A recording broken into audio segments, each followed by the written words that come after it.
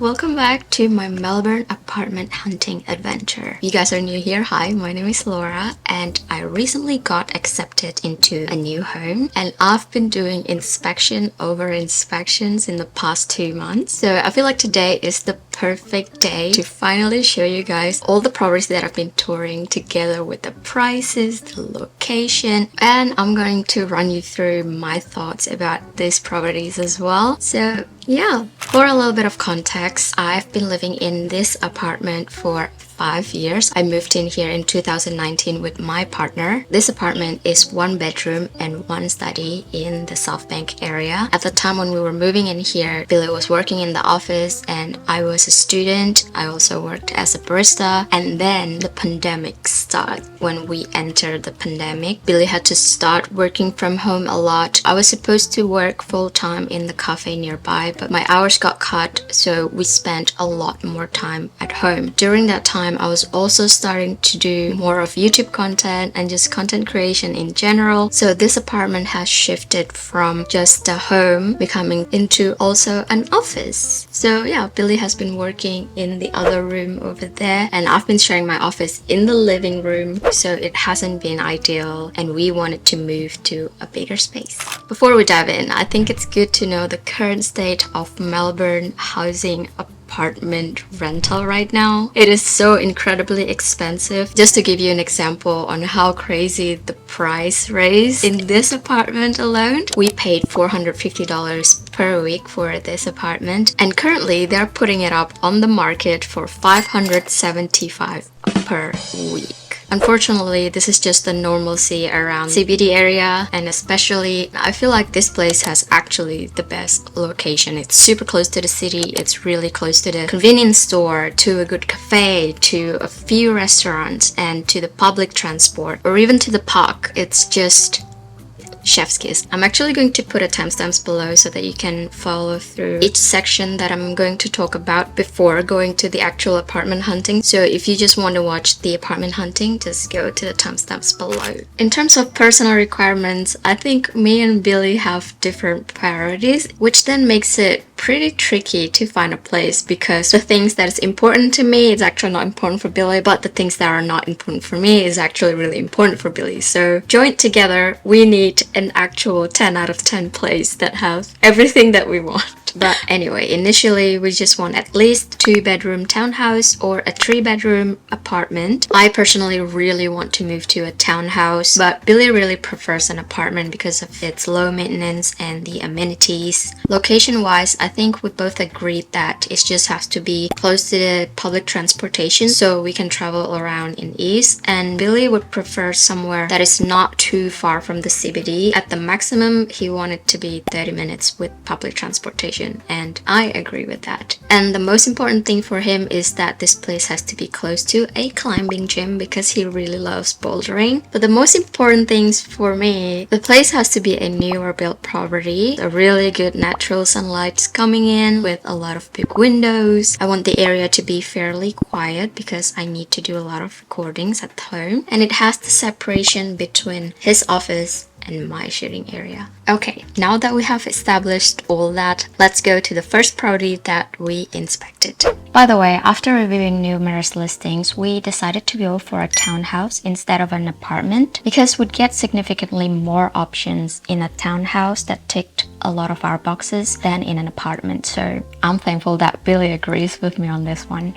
The first property that we looked at is in Coburg. It's about 30 minutes north of Melbourne CBD. This one has actually become one of the top 3 of our list. It's a 3-bedroom, 1-bathroom townhouse for $620 per week. When I looked at the listing, it looks like it's newly renovated, so it looks very clean and modern looking. It's wooden floor all around, no carpet inside, which is a good thing. All the 3 bedrooms are downstairs and they're not large, but they're definitely big enough for us. Each bedroom has large windows, so they got plenty of natural sunlight. There's a small outdoor area on the side of the house for hanging our laundry, and there's plenty of space in the garage for storage. But the showstopper for us was the living area on the 2nd floor. It's super spacious with big windows everywhere. Sunlight absolutely floods this space. The kitchen is every content creator's dream. There's so much counter space, lots of compartments for storage. It's a gas stovetop with 6 burners, a full-size oven, large housing for the refrigerator, even a dedicated space for a microwave. What else can you ask for?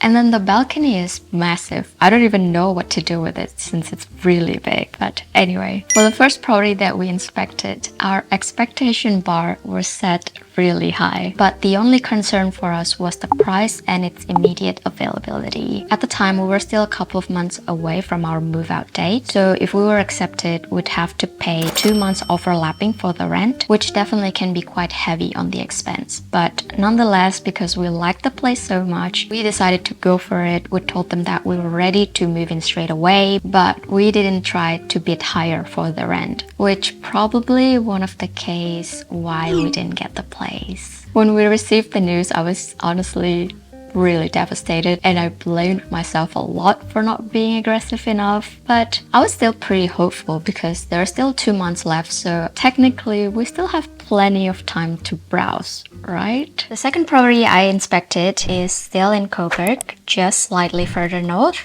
It's a 2-bedroom, 1-study townhouse listed at $580 per week. This townhouse is also freshly renovated, so everything looks clean and has modern aesthetic. The study is conveniently placed by the front door. It's got a big window overlooking the front yard. It's pretty spacious and I definitely can see myself working in there. One standout feature for me is the dedicated laundry room separated from the bedroom. Because when I was living in the apartment, you can totally hear the washing machine from every single room. So having it away from the bedroom is a clever layout design in my opinion. The living space on the first floor is open and roughly the same size as my previous apartment. Only this one has windows all around, high ceilings, polished floorboards, and it's brightly lit by the sunlight. The kitchen has plenty of storage, and I love that there's a full rack of more storage space on the hallway. Unfortunately, the stovetop is induction and the space for the fridge is pretty small.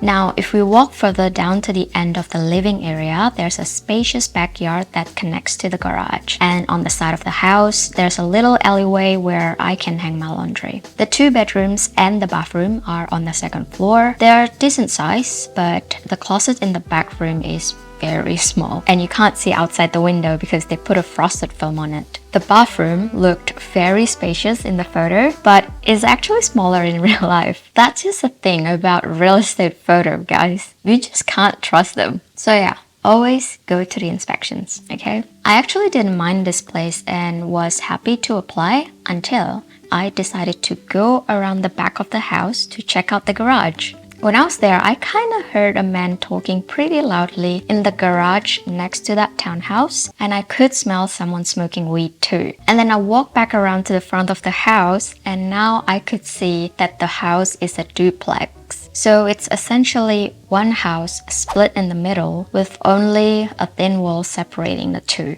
And the other odd thing about the house next door is that they blacked out the window, which is to me, it's a bit of a red flag to be honest. Like, I don't know who lives next door, what they're doing, and our backyard is literally only separated by a line wood fence, which isn't that tall. But anyway, I was just taken aback by that. And after living in an apartment where we had to lodge several noise complaints from loud neighbors, I would prefer if the townhouse would have at least a bit of space between one property to the other for privacy reasons. And that's why I didn't end up applying for this one. The next townhouse on our list took us to Footscray, which is on the west side of Melbourne. This was by far the biggest townhouse we've ever inspected. It's a 3-bedroom, 2-bathroom, spread over 3 floors, priced at $650 a week. By this time, we started considering stretching our budget from $500 to $600 to $550 to $650 per week. Greeting us at the entrance was the first bedroom. It's pretty spacious and has an ensuite bathroom, which is nice. And then right next to that bedroom is the laundry. It's quite roomy, but it has no shelves for storage, so we might need to install some. There's a bit of storage under the stairs, and then there's the garage. It's a double garage, which I don't know what to do with it since we don't even have a car. But Anyway, let's go to the second floor. By the time we got to the second floor, I already knew this wouldn't be our future home. There's the open living space with a big window leading to the first balcony of the house. They have already built in a long kitchen bar, so there's lots of bench space. On the other side of the kitchen, there's a space just for the living area with a large window that opens to the second balcony of the house. The rest of the bedrooms are on the third floor. The first one's really big with high ceilings. It has a wardrobe, a walk-in closet, and even a balcony. On the other side, there's the smaller room with a decent wardrobe size and enough light from the window. The bathroom on this floor has a bathtub and a shower, and there's a full-size storage space outside that we can use for toiletries and probably cleaning stuff. This house is literally overkill for us, as you can tell, but for $650 per week, I think it's a really good value. The other thing is, I'm not a fan of the fully carpeted floors, especially since the carpet is nude colored, so any dirt or stain would be really obvious. And one thing you have to remember is that at the end of every lease, you have to get the carpet steam cleaned, done by professional, which for a place this size, it would cost a lot because they usually charge by the room. So yeah, we didn't apply for this one, but it's a fun one to check out. The next property is actually one of my most favorites. It is located in Carlton, which is super close to the CBD. Location-wise, it's very strategic, and the unit itself is in a gated residency. This is a 2-bedroom, 1-bathroom townhouse, priced at $650 per week. There's a private courtyard and an entrance to the house, and once you're inside, you can see that this place has been newly refurbished. The living area is an open space. It's not big, but it feels incredibly snug and cozy. Apparently, the floors are heated, the walls are brick, and look at that fireplace. I've never lived in a house with a fireplace before. Isn't that so charming? The kitchen is thoughtfully built. It's super clean, well lit, with lots of counter space and compartments for storage. I actually love the built-in study nook next to it. It's kind of perfect for what I needed, and it even has shelves on top. And then on the second floor, there's the bedrooms. The first one has a balcony, and the second one is a bit smaller, but it's perfect for an office. I love that they installed the long sheer curtains. It's so stunning when the sunlight hits it, as it creates a soft lighting to the room.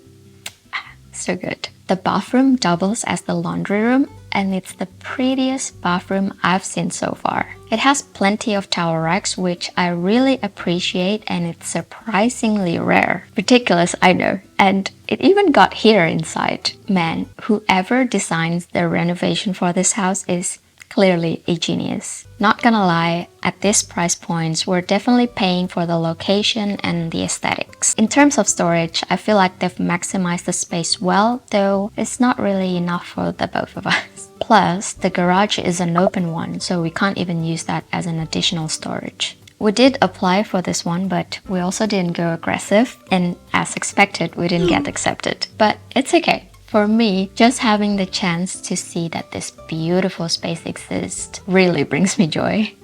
The next one is in Preston. This area is also on the north side of Melbourne, just east from Coburg. This one was kind of love at first sight for the both of us. It's a 2-bedroom, 2-bathroom townhouse, going for $590 per week. Upon entering, there's the open living space with lots of sunlight pouring in from the windows surrounding the room. There's 1 bedroom and 1 bathroom on this floor, and they're generously sized, which is fantastic. And the space under the stairs?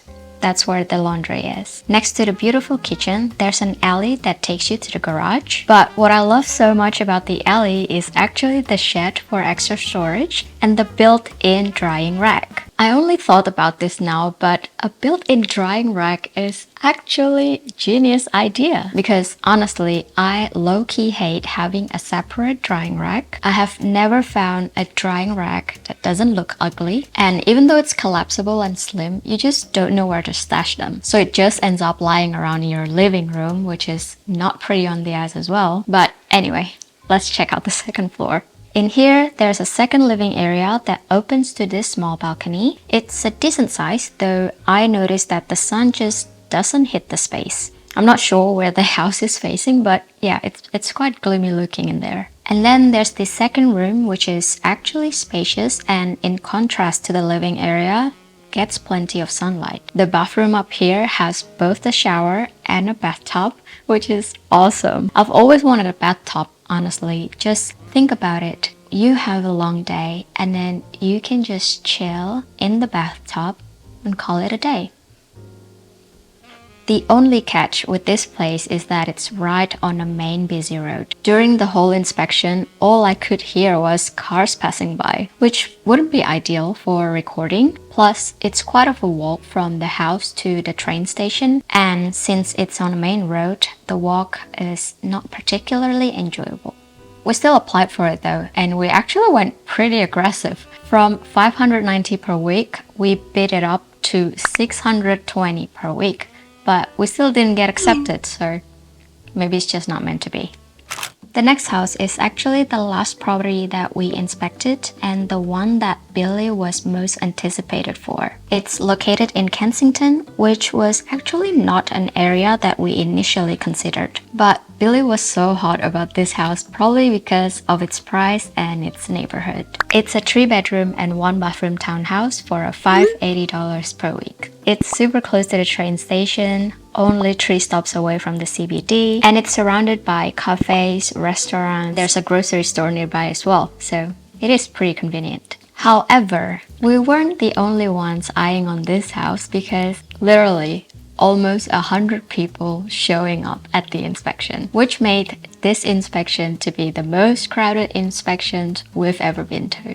Once we were inside, it was clear why the house appealed to so many people. The open living space is massive and bright. It's a brick wall house and a mix of wooden floor and ceramic tiles for the kitchen.